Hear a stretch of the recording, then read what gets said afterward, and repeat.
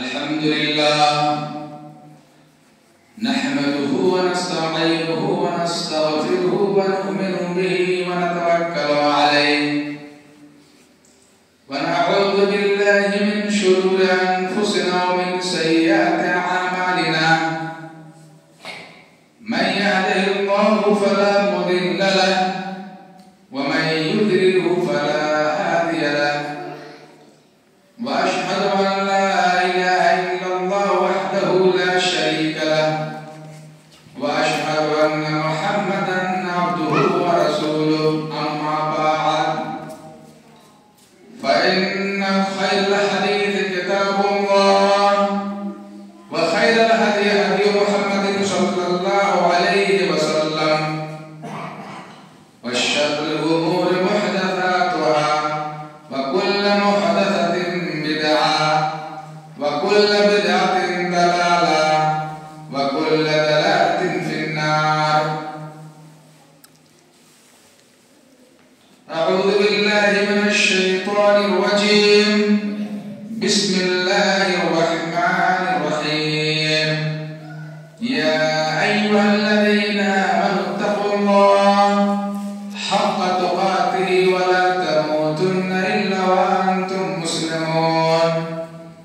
يا أيها الناس اتقوا ربكم الذي خلقكم من نفس واحدة وخلق منها زوجها وبث منهما رجالا كثيرا ونساء واتقوا الله الذي تساءلون به والأرحام إن الله كان عليكم رقيبا.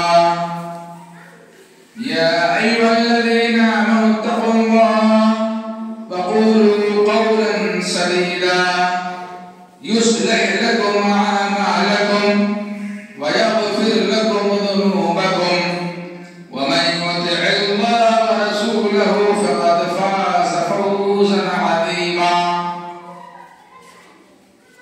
رب اشرح لي صدري ويسر لي أمري واحلل عقدة من لساني يفقهوا قولي. ربي زدني علما ربي زدني علما. سامعین کرام، حاضرین مجلس، پردہ نشین ماں اور بہنوں، میرے محترم بزرگوں اور دوستوں، اللہ رب العالمین کا فضل و کرم ہے، احسان ہے کہ آج اللہ رب العالمین نے ہمیں اور آپ کو دین کی بات کہنے اور سننے کا موقع عنایت فرمایا. فللہ الحمد والمنہ. بعد درود و سلام نازل ہو آخری نبی احمد مجتبی محمد مصطفیٰ عربی صلی اللہ علیہ وسلم پر، جنہوں نے اپنی کوششوں، کاوشوں، محنتوں اور مشقتوں کے بعد دین اسلام کو پھیلایا. صلی اللہ علیہ وسلم. حضرات گرامی، آج کے اس محاضرے میں ہم آپ سب کو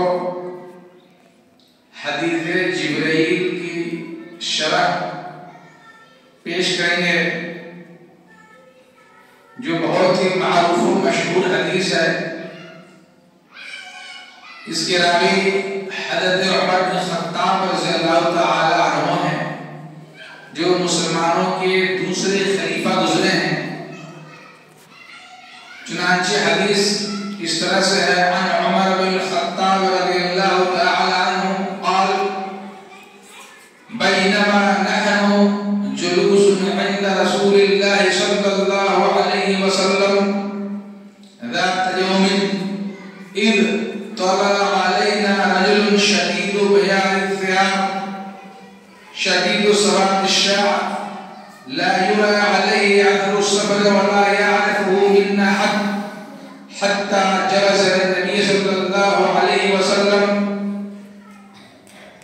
فأسند ركبتيه إلى ركبتيه ووضع كفيه على فخذيه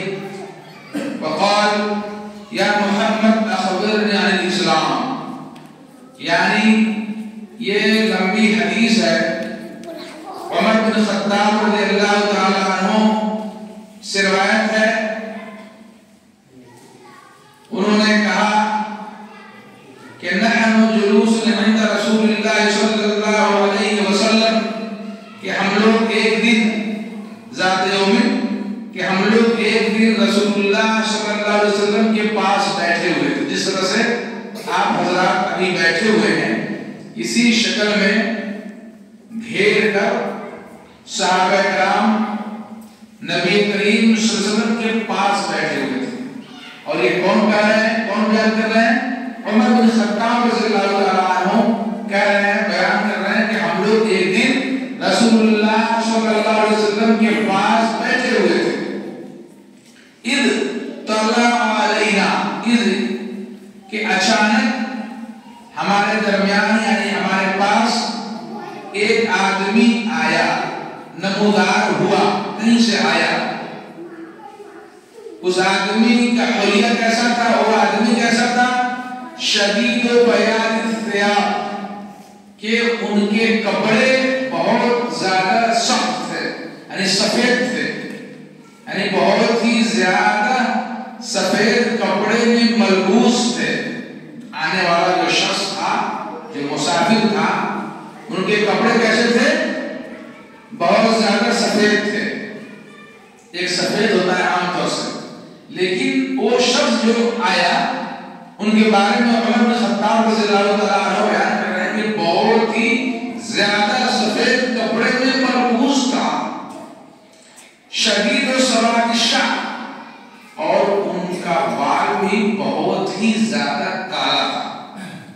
ظاہر بات ہے کوئی شخص ایسا ہو جس کا بال بہت زیادہ کالا ہو، کپڑا سفید ہو، تو اس کی خوبصورتی بڑھ جاتی ہے۔ لا یرا علیہ اثر السفر، ہاں ایک اور بات ہے کہ آنے والا شخص مسافر تو لگ رہا تھا، اجنبی ضرور تھا، کہیں نہ کہیں سے آیا ہوا ضرور تھا، لیکن مسئلہ یہ کہ لا یرا علیہ اثر السفر، ان کے اوپر سفر کے اثرات نہیں تھے۔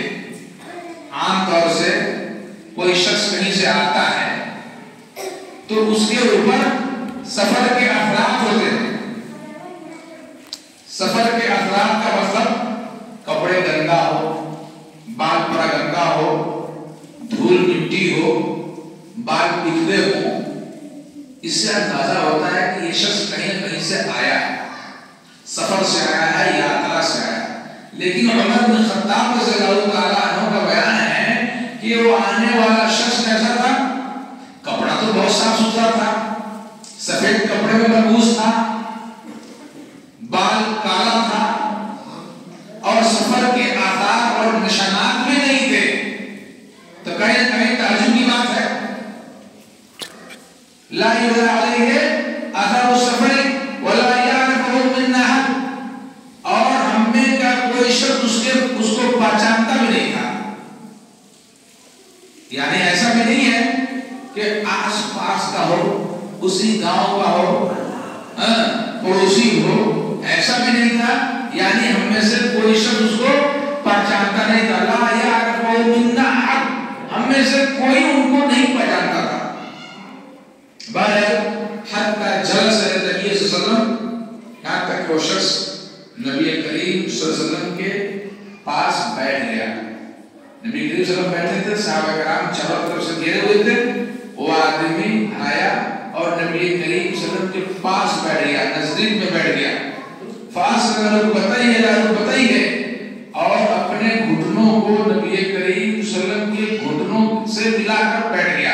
عام طور سے حلقہ تحفیظ میں بچے جب استاذ کے سامنے باادب بیٹھتے ہیں آموختہ سنانے کے لیے، حفظ اور کتابوں کو سنانے کے لیے، تو ایک استاذ کے سامنے جو طالب علم بیٹھتا ہے ادب کے ساتھ، اس کیفیت کے ساتھ نبی کریم صلی اللہ علیہ وسلم کے گھٹنوں سے اپنے دونوں گھٹنوں کو ملا کر بیٹھ گیا۔ اپنے دیہات میں جو کہتے ہیں ٹھیونا جو کہتے ہیں، گھٹنوں سے گھٹنا ملا کر کیا ہوا؟ وہ بیٹھ گیا۔ اور وَضَعَ كَفَّيْهِ عَلَى فَخِذَيْهِ، اور اپنے دونوں ہتھیلیوں کو دونوں رانوں پہ رکھ لیا جیسے تشہد میں بیٹھتے ہیں ہم سب. وقال اور کیا کہا؟ یا محمد اے محمد صلی اللہ علیہ وسلم اخبرنی عن الاسلام کہ آپ مجھے اسلام کے بارے میں بتائیے. اسلام سے متعلق آپ مجھے بتائیے کہ اسلام کیا ہے. فقال رسول اللہ صلی اللہ علیہ وسلم اس سوال کے جواب میں رسول اللہ صلی اللہ علیہ وسلم نے فرمایا الاسلام ان تشہد ان لا الہ الا اللہ. اسلام یہ ہے کہ تو گواہی دے کہ اللہ کے سوا کوئی معبود برحق نہیں, اللہ کے علاوہ کوئی عبادت کے لائق نہیں, تو اس بات کی گواہی دے. وَتُقِيمَ الصَّلَاةَ اور کلمہ شہادت کی گواہی کے بعد, اس کو کلمہ شہادت بھی کہتے ہیں, کلمہ توحید کہتے ہیں. کیوں؟ اس لیے کہ اللہ کے علاوہ کوئی عبادت کے لائق نہیں, یعنی اللہ ہی عبادت کے لائق ہے, اسے کلمہ توحید کہتے ہیں. اور چونکہ اس میں شہادت ہے, کہیں اشہد ان لا الہ الا اللہ کا بھی ذکر ہے, اس اعتبار سے اسے کلمہ شہادت بھی کہتے ہیں, کلمہ طیبہ بھی کہا جاتا ہے. تو گویا کہ اسلام کے بارے میں نبی کریم صلی اللہ علیہ وسلم نے بتاتے ہوئے کہا کہ اسلام یہ ہے کہ تو اس بات کی گواہی دے کہ اللہ کے سوا کوئی عبادت کے لائق نہیں, اللہ کے علاوہ کوئی عبادت کے لائق نہیں, اللہ تعالیٰ ہی معبود برحق ہے. اور دوسرا حکم جو بتایا کہ وَتُقِيمَ الصَّلَاةَ کہ نماز قائم کرو. یہ نماز قائم کرنا دین اسلام کا دوسرا اہم رکن ہے. کب؟ کلمہ شہادت کے بعد. اللہ کے نبی صلی اللہ علیہ وسلم اسلام کے بارے میں بتاتے ہوئے دوسرے نمبر پہ فرمایا کہ تو نماز قائم کرو.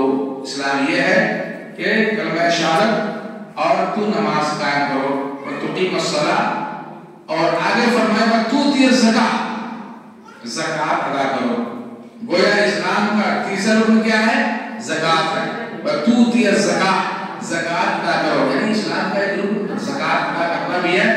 یہ مالداروں پر ہے, جو مالداروں سے دیا جاتا ہے, فقراء مساکین میں تقسیم کیا جاتا ہے. تُؤْتِيَ الزَّكَاةَ وَتَصُومَ رمضان اور رمضان کے روزے رکھو. اللہ کے نبی صلی اللہ علیہ وسلم نے چوتھے نمبر پہ فرمایا وَتَصُومَ رمضان رمضان کے روزے رکھو. یہ رمضان مبارک کا مہینہ جو آ رہا ہے, پورے مہینے کا روزہ رکھنا دین اسلام کا ایک رکن ہے, ارکان اسلام میں سے ایک رکن ہے. یہ ہر مسلمان پر فرض ہے. جیسا کہ اللہ نے فرمایا یا ایھا الذین آمنوا کتب علیکم الصیام کما کتب علی الذین من قبلکم لعلکم تتقون. اس آیت کریمہ سے رمضان کے روزے کی فرضیت ثابت ہوتی ہے جو مہینہ آنے والا ہے. یعنی رمضان کا مہینہ جو آ رہا ہے, مکمل ایک مہینے کا روزہ رکھنا یہ فرض ہے. دین اسلام کے ارکان میں سے ایک رکن ہے. اللہ کے نبی صلی اللہ علیہ وسلم نے اسلام کے مفہوم کو بتاتے ہوئے, اسلام کے بارے میں بتاتے ہوئے چوتھے نمبر پر فرمایا وَتَصُومَ رمضان کہ تو رمضان کے روزے رکھو. یہ دین اسلام کا ایک رکن ہے. آگے اللہ کے نبی صلی اللہ علیہ وسلم نے فرمایا وَتَحُجَّ الْبَيْتَ کہ خانہ کعبہ کا حج کرو, کہ تو خانہ کعبہ کا حج کرو. گویا خانہ کعبہ کا حج کرنا دین اسلام کے ارکان میں سے ایک رکن ہے. من استطاع الیہ سبیلا کا لفظ ہے, جس کو وہاں تک پہنچنے کی طاقت ہو, سکت ہو, مال و دولت ہو, روپیہ پیسہ ہو, جو اپنے گھر سے سفر کر کے مکہ پہنچ جائے, حج ادا کر کے آنے کے بعد بھی قرض میں مبتلا نہ ہو, آسانی اور فراوانی کے ساتھ اس کو کھانے پینے کی چیزیں ہوں, ایسا شخص مستطیع ہے. گویا اس کے پاس طاقت ہے کہ یہاں سے سفر کر کے مکہ جائے. جن کے پاس بھی استطاعت ہے, طاقت ہے, زمین ہے, جائیداد ہے, روپیہ ہے, پیسہ ہے, مال ہے, دولت ہے, اس کے اوپر روزہ حج فرض ہے. دین اسلام کا ایک رکن ہے, زندگی میں ایک مرتبہ فرض ہے. البتہ جو فقیر مسکین ہے, غریب ہے, کھانے پینے کے لیے پیسے نہیں ہے, ان کو اپنے گھر سے مکہ پہنچنے کے لیے, حج کرنے کے لیے پیسے نہیں ہیں, پھر اس پر حج فرض نہیں ہے. المہم اللہ کے نبی صلی اللہ علیہ وسلم اسلام کے مفہوم کو بتاتے ہوئے 5ویں نمبر پر فرمایا کہ خانہ کعبہ کا حج کرو. یہ دین اسلام کا ایک رکن ہے, 5واں رکن ہے. ان ساری باتوں کو سننے کے بعد وہ شخص جو سائل تھا, پوچھ رہا تھا, کہیں سے آیا تھا, انہوں نے کیا کہا؟ صدقتا, کہ آپ نے سچ فرمایا. کن سے کہا؟ نبی کریم صلی اللہ علیہ وسلم سے کہا. کون کہا؟ پوچھنے والا شخص. یعنی نبی کریم صلی اللہ علیہ وسلم نے جب اسلام کو بیان کر دیا تو اس شخص نے کہا کہ آپ نے صحیح فرمایا, صدقتا, سچ فرمایا. فعجبنا له قال فعجبنا له. عمر بن خطاب رضی اللہ تعالی عنہ کہتے ہیں کہ ہمیں اس بات پہ بڑا تعجب ہوا کہ یہ شخص اجنبی ہے, ہم میں سے کوئی جانتا بھی نہیں ہے, نبی کریم صلی اللہ علیہ وسلم کے سامنے آگے بیٹھ بھی گیا, سوال بھی پوچھتا ہے, نبی کریم صلی اللہ علیہ وسلم سوال کا جواب بھی دیتے ہیں اور یہ تائید بھی کرتے ہیں کہ ہاں آپ نے سچ فرمایا. یہ بات کچھ سمجھ میں نہیں آئی. عمر بن خطاب کہتے ہیں کہ ہم سب کو اس بات پر کیا ہوا؟ تعجب ہوا. کیوں؟ کہ یسألہ و یصدقہ, کہ پوچھتا بھی ہے, سوال بھی کرتا ہے اور تصدیق بھی کرتا ہے کہ ہاں آپ نے سچ فرمایا. لیکن عمر بن خطاب رضی اللہ تعالیٰ عنہ اور صحابہ کرام چونکہ مجلس کے ادب کا پاس و لحاظ رکھتے تھے تو بیچ میں ٹوکا نہیں, روکا نہیں. کیوں؟ نبی کریم صلی اللہ علیہ وسلم موجود ہے, مجلس میں ایک بڑا محترم شخص موجود ہے, گرچہ ان کے ٹوکنے اور سوال کرنے, تائید کرنے کا یہ مفہوم, یہ بات تھوڑا عجیب ہے, لیکن آداب مجلس کا تقاضا ہے کہ جب بڑے ایک دوسرے آپس میں بات کر رہے ہوں تو تیسرے کو ٹوکنا نہیں چاہیے. اسے یہ بھی پتا چلا بہت ساری مجلسوں میں 2-3 شخص آپس میں بات کرتے ہیں, بڑے لوگ ہوتے ہیں, پڑھے لکھے لوگ ہوتے ہیں, بات ہوتی رہتی ہے, دوسرے کہیں سے آگے اس میں ٹپک جاتے ہیں, یعنی اس میں مداخلت کر لیتے ہیں. تو کبھی کبھی مجلس کے بھی آداب میں شامل ہے کہ بن بلائے بلا وجہ نہیں بولنا چاہیے, نہیں ٹوکنا چاہیے, نہیں روکنا چاہیے. مکمل بات ہو جانے دیں, آپ کو موقع دیا جائے گا کہ آپ پوچھئے, سوال کیجئے, مداخلت کیجئے, تب آپ پوچھئے, سوال کیجئے, مداخلت کیجئے, ورنہ خاموشی کے ساتھ سننا چاہیے. مجلس جب برخاست ہو جائے, مجلس ختم ہو جائے, آپ کو کوئی بات سمجھ میں نہ آئے, کوئی چیز عجیب لگے, آپ پوچھئے, استفسار کیجئے, اچھی بات ہے. لیکن دوران گفتگو جب معاملہ کوئی چل رہا ہے, بحث و مباحثہ ہو رہی ہو, اس میں ٹپک کے بات کو کاٹنا نہیں چاہیے. کبھی کبھی کیا ہے, بیچ میں بولنے کی وجہ سے, بات کو کاٹنے کی وجہ سے, بیچ میں ٹپکنے کی وجہ سے انسان کے ذہن سے بات نکل جاتی ہے کہ ہم اس کے آگے کیا بولنے والے ہیں. اس مجلس سے یہ پتہ چلا نبی کریم صلی اللہ علیہ وسلم موجود ہے, عمر بن خطاب رضی اللہ تعالیٰ عنہ موجود ہیں, جلیل القدر صحابہ کرام موجود ہیں. اس مجلس میں ایک شخص آتا ہے, دریافت کرتا ہے, اسلام کے بارے میں جاننا چاہتا ہے. نبی کریم صلی اللہ علیہ وسلم بتا رہے ہیں, ان کے ہر ایک سوال کا جواب دے رہے ہیں. چنانچہ آگے فرمایا, قال, اس شخص نے کہا, فاخبرنا الایمان, اے نبی کریم صلی اللہ علیہ وسلم آپ مجھے ایمان کے بارے میں بتائیے. مراتب اسلام, دین کے مراتب بیان ہو رہے ہیں اس حدیث میں کہ سب سے پہلے انہوں نے اسلام کے بارے میں پوچھا, اس سے آگے پھر ایمان کے بارے میں پوچھتا ہے, پھر اس کے بعد احسان کے بارے میں پوچھتا ہے. چنانچہ اس شخص نے کہا کہ ٹھیک ہے, اسلام کے بارے میں آپ نے بتا دیا اور سچ بتایا, اب آپ مجھے ایمان کے بارے میں بتائیے. تو آپ نے فرمایا الایمان, ایمان کہتے ہیں کہ ان تؤمن باللہ, کہ تو اللہ پر ایمان لاؤ, اللہ پر ایمان لاؤ, اللہ پر ایمان رکھو, اللہ پر اس طرح سے ایمان لاؤ کہ اللہ ایک ہے, ہر عیب سے پاک ہے، وہی ہمارا خالق ہے، وہی ہمارا رازق ہے، وہی ہمارا مالک ہے۔ وَهُوَ عَلَى كُلِّ شَيْءٍ قَدِيرٌ، اور اللہ تعالیٰ ہر چیز پر قادر ہے۔ تو ایمان یہ ہے کہ تم اللہ پر ایمان لاؤ۔ ایمان کی تعریف کرتے ہوئے سلف صالحین نے فرمایا، بیان کیا، الایمان ان تؤمن باللہ، الایمان هو اقرار باللسان، تصدیق بالقلب، عمل بالجوارح، یزید بالطاعۃ وینقص بالمعصیہ۔ کہ ایمان کہتے ہیں زبان سے اقرار کرنا، دل سے تصدیق کرنا، اعضاء و جوارح کے ذریعے عمل کرنا، یزید بالطاعۃ وینقص بالمعصیہ، کہ طاعت و بندگی، خیر اور بھلائی کے کاموں کو کرنے سے ایمان بڑھتا ہے، وینقص بالمعصیہ، معصیت گناہ اور برے کاموں کو کرنے سے گھٹتا ہے۔ ایمان کی تعریف میں سلف صالحین نے یہ بیان کیا۔ بہرحال اللہ کے نبی صلی اللہ علیہ وسلم نے فرمایا ایمان یہ کہ تم اللہ پر ایمان لاؤ، ان تؤمن باللہ و ملائکتہ، اور فرشتوں پر ایمان لاؤ۔ کن پر ایمان لاؤ؟ فرشتوں پر ایمان لاؤ۔ اللہ کی مخلوق فرشتے بھی ہیں جو ہماری طرح کھاتے پیتے نہیں ہیں، ان کو ان چیزوں کی ضرورت نہیں پڑتی ہے، لیکن اللہ کی مخلوق ہے۔ اللہ تعالیٰ کی طرف سے تقسیم کردہ کاموں کو انجام دیتے ہیں، ڈیوٹی کو انجام دیتے ہیں۔ اللہ تعالیٰ کی طرف سے جو ڈیوٹی مقرر کیا گیا ہے اس کو انجام دیتے ہیں، لیکن کھاتے پیتے نہیں ہیں، تسبیح بیان کرتے ہیں۔ ملائکتی و کتبہ، اور اللہ تبارک و تعالی کی طرف سے نازل کردہ آسمانی کتابوں پر ایمان لاؤ۔ وَتُؤْمِنُ بِاللَّهِ وَمَلَائِكَتِهِ وَكُتُبِهِ، یعنی اللہ تعالیٰ کی طرف سے نازل کردہ آسمانی کتابوں پر ایمان لاؤ۔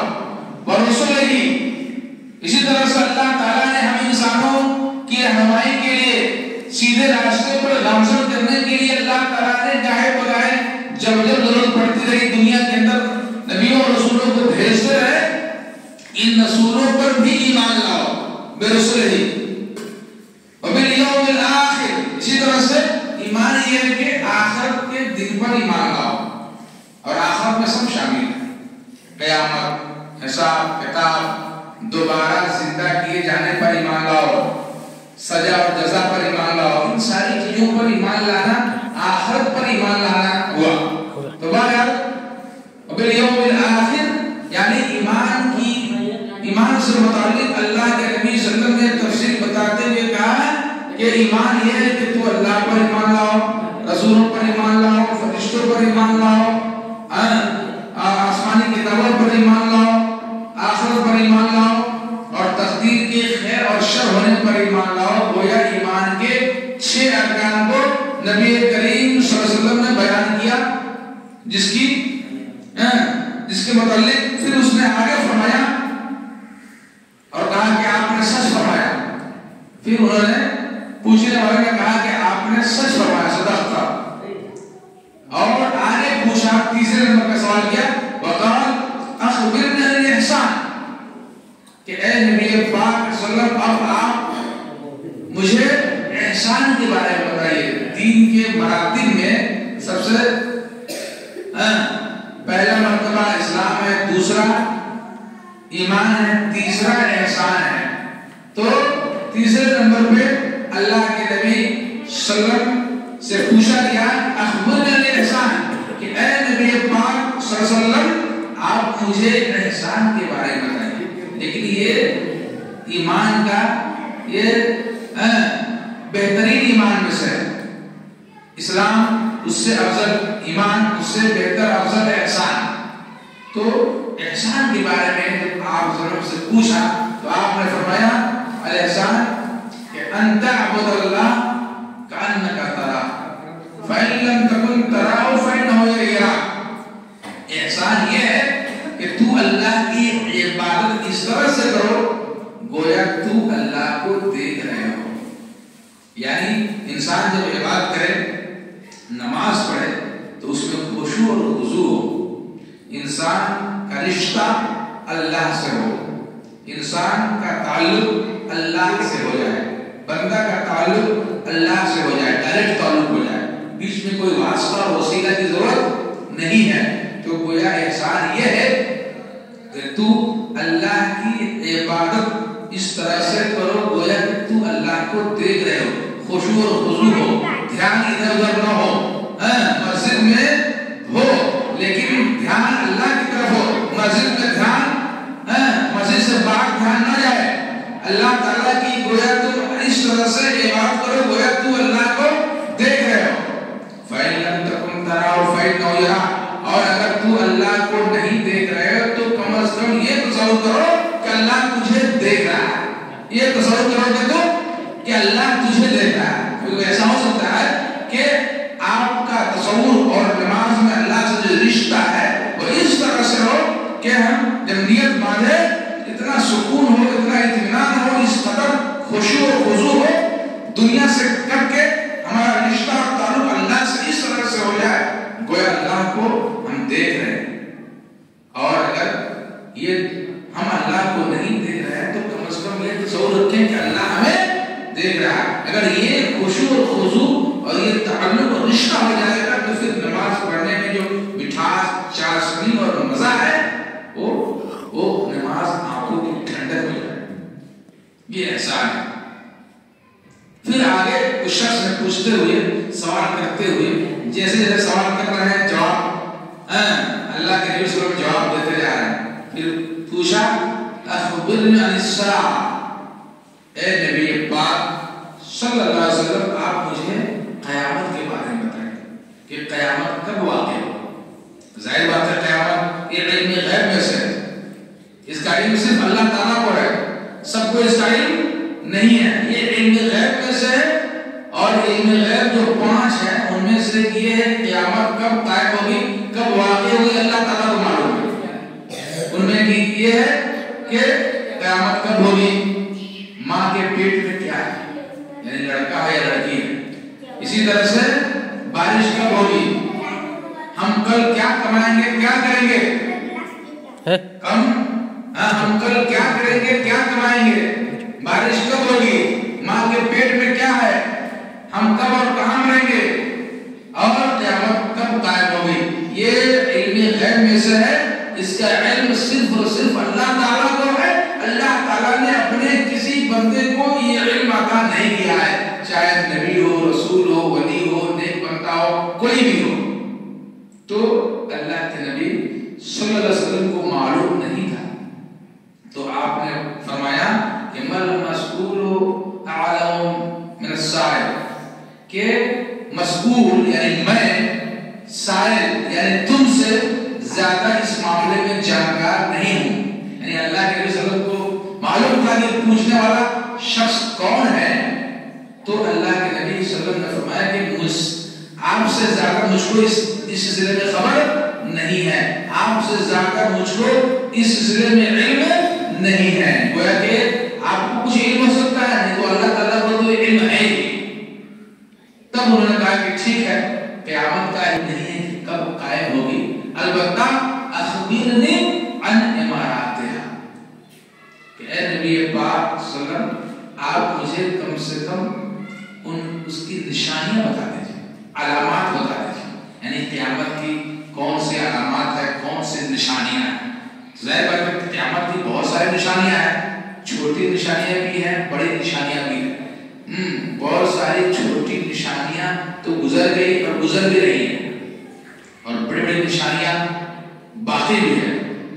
اللہ کے نبی صلی اللہ علیہ وسلم نے قیامت کی نشانیوں میں سے بیان کرتے ہوئے فرمایا کہ ان تلد امۃ ربتہا، کہ قیامت کی نشانیوں میں سے یہ ہے کہ لوڈیا اپنے آقا کو چنے گی. یعنی ایک وقت یہ آئے گا کہ جس کے ماتحت میں باندی ہوگی، نوکرانی ہوگی، خدامہ ہوگی، لونڈی ہوگی، اور اس کے بدن سے جو بچہ پیدا ہوگا تو ظاہر بات ہے کہ اس مالک کا لڑکا ہے اور اس لڑکے کی ماں لونڈی ہے، باندی ہے، نوکرانی ہے. اور جب بڑا ہوگا تو اس باپ کے بعد وہ وارث ہوگا. گویا کہ اس باندی کا آقا اور مالک اس کا بیٹا ہو گیا. تو یہ باندی جو نوکرانی ہے، باندی نوکرانی خدامہ، وہ جنی ہے، جس کو جنی ہے وہ کون ہے؟ وہ آقا ہو گیا، مالک ہو گیا، سردار ہو گیا. اب اس کے ماتحت میں ہو تو اس اعتبار سے کہ لونڈیا اپنے آقا کو جنے گی، اپنے مالک کو جنے گی. اور دوسرا مفہوم یہ بھی ہے کہ ایک عام لونڈی، ایک نوکرانی، ایک خدامہ سے جو کہ بدن سے جو لڑکا پیدا ہوگا، ایک وقت آئے گا کہ وہ مالک بن جائے، وہ مالدار ہوگا، اس کے پاس بہت ساری نوکرانیاں ہوں گی، بہت ساری لونڈیاں ہوں گی. یہ مفہوم بھی ہو سکتا ہے. کیوں؟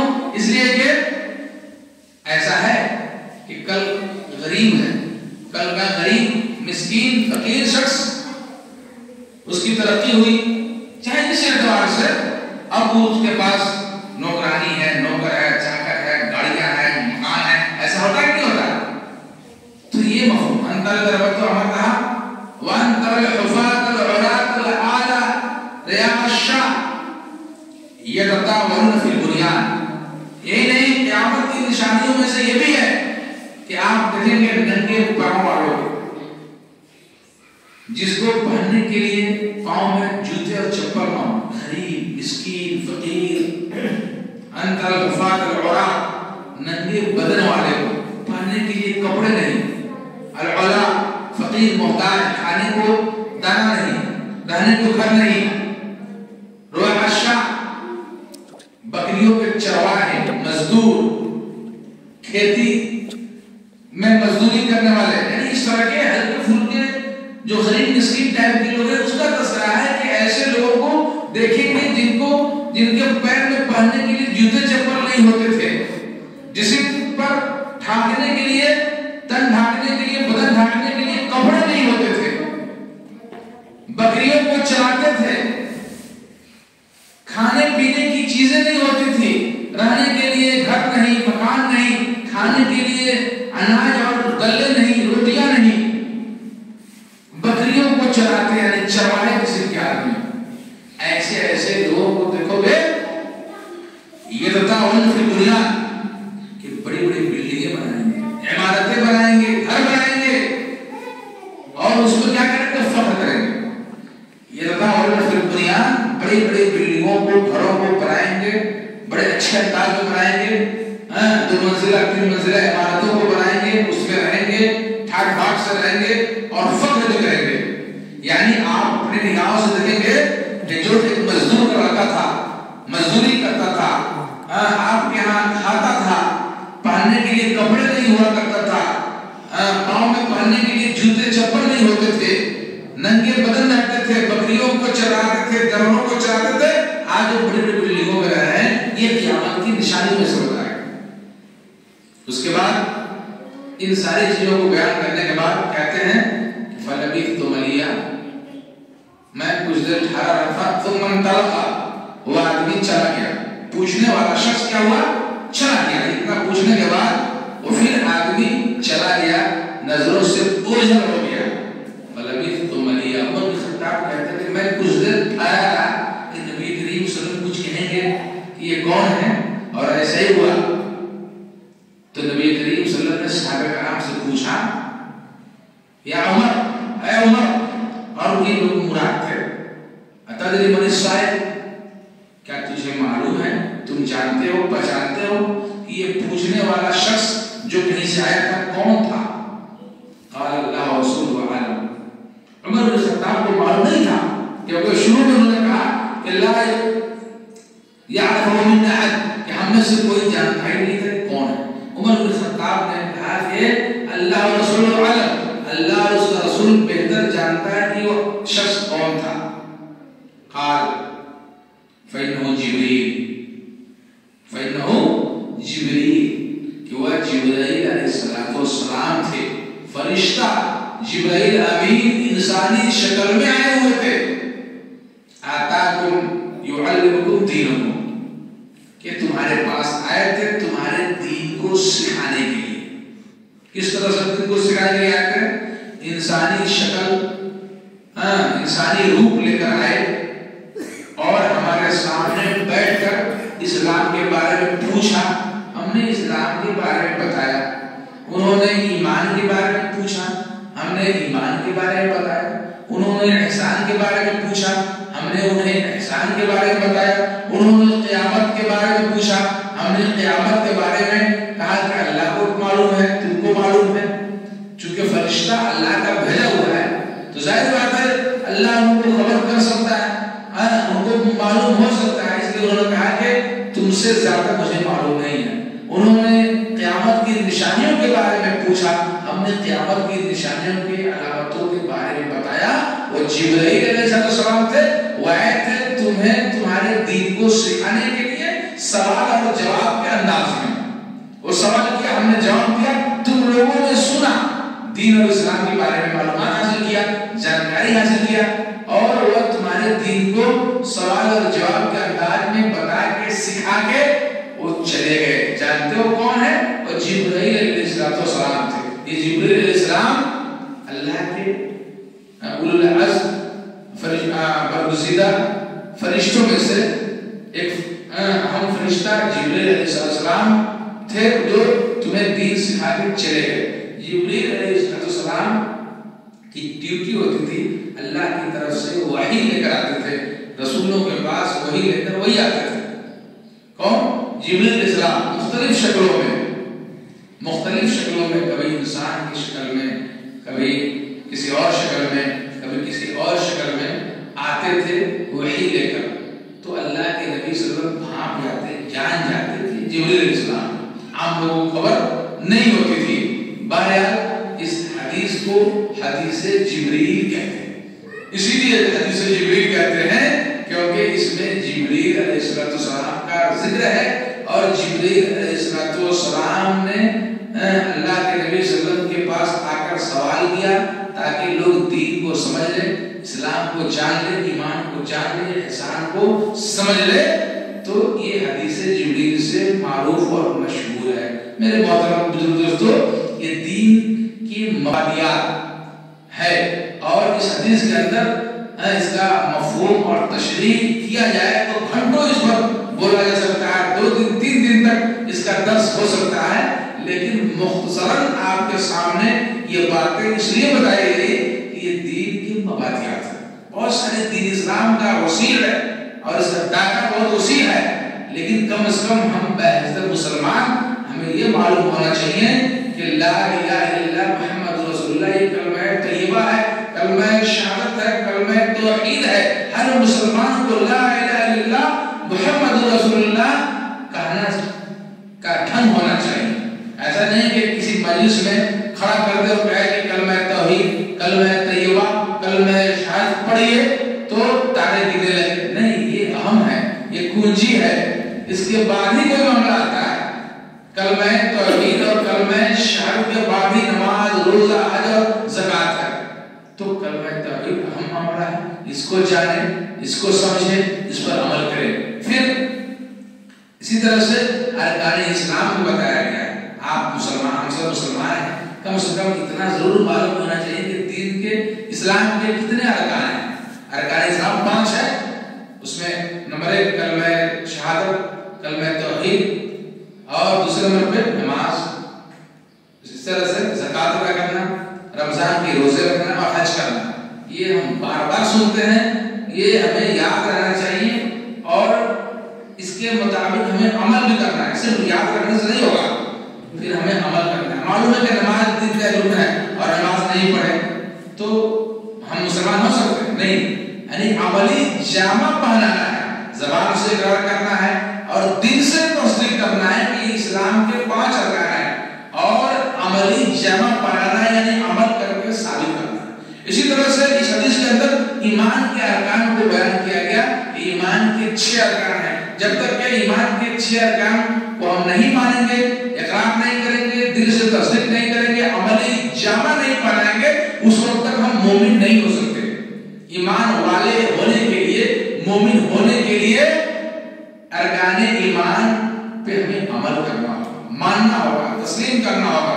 اللہ پر ایمان، رسولوں پر ایمان، فرشتوں پر ایمان، اللہ کی طرف سے نازل کردہ آسمانی کتابوں پر ایمان، آخرت پر ایمان، اور تقدیر پر ایمان، یہ ایمان کے 6 ارکان ہیں۔ اور احسان یہ ہے کہ انسان اللہ کی عبادت اس طرح کرے گویا ہم اللہ کو دیکھ رہے ہیں، اور اگر ہم اللہ کو نہیں دیکھ رہے ہیں یہ تصور کریں کہ کم از کم اللہ ہمیں دیکھ رہا ہے، یہ احسان ہے۔ بہرحال ہمیں ان چیزوں کو جاننا ہے اور اس کے مطابق عمل کرنا ہے، تو ہماری کامیابی دنیا میں بھی ہوگی، آخرت میں بھی ہوگی۔ اللہ تبارک و تعالیٰ سے دعا ہے کہ اللہ تبارک و تعالیٰ ہمیں ان باتوں پہ عمل کرنے کی توفیق عطا فرمائے۔ اللہ رب العالمین ہمارے اس سننے کو، سنانے کو، بیٹھنے کو قبول فرمائے۔ اللہ تبارک و تعالیٰ جب تک ہمیں اس دنیا میں زندہ رکھے، ایمان و یقین اور توحید کے ساتھ زندہ رکھے، اور جب ہمارا خاتمہ ہو، ہماری موت ہو، ایسی صورت میں ایمان و یقین اور توحید پر ہمارا خاتمہ ہو، ہماری موت ہو۔ اقول قولی ھذا استغفر اللہ لی ولکم ولسائر المسلمین۔ سبحان ربک رب العزة عما یصفون وسلام علی المرسلین والحمد للہ۔